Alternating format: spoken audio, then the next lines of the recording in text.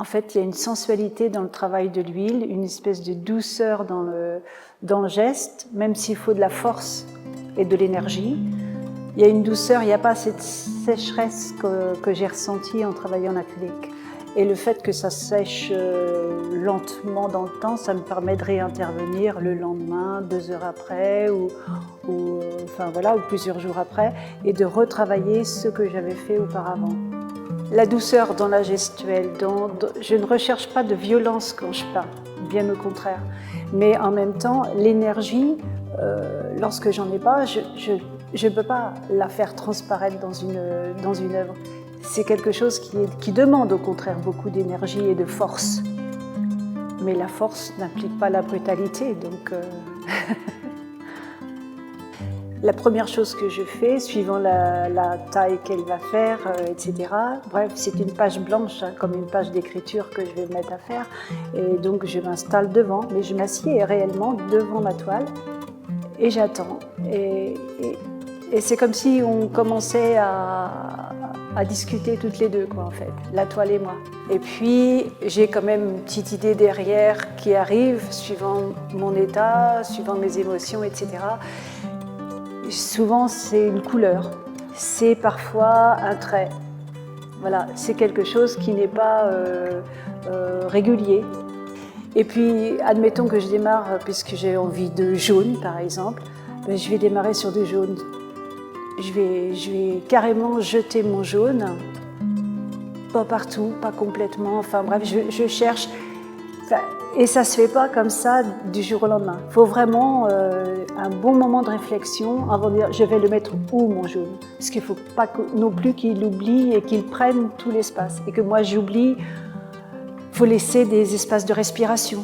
Donc je ne vais pas en mettre partout. Mais je sais que mon jaune va être là. Même si au fur et à mesure du travail, je l'ai peut-être mis trop quand même, donc ça va disparaître, ça va se mélanger à d'autres couleurs et mon jaune va devenir vert, mon jaune va s'éclaircir, s'assombrir et je vais aller vers d'autres teintes. Je ne suis pas venue au jaune tout de suite, j'ai démarré avec beaucoup de bleu.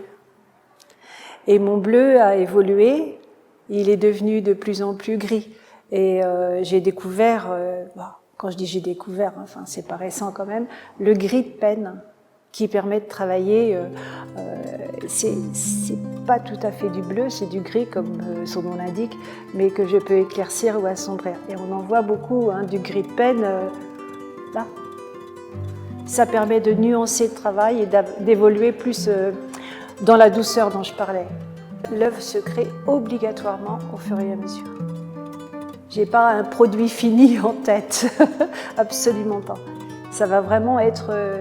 il y a d'autres artistes qui le disent, hein, c'est un dialogue. Hein, on est vraiment en communication avec ce qu'on commence à mettre, avec la toile, avec le geste que l'on a fait, ce que ça nous renvoie. Et ça nous fait ainsi évoluer tout doucement vers la création de quelque chose qui, très souvent, qui surprend. Hein. Moi, parfois, je suis surprise de ce que je fais.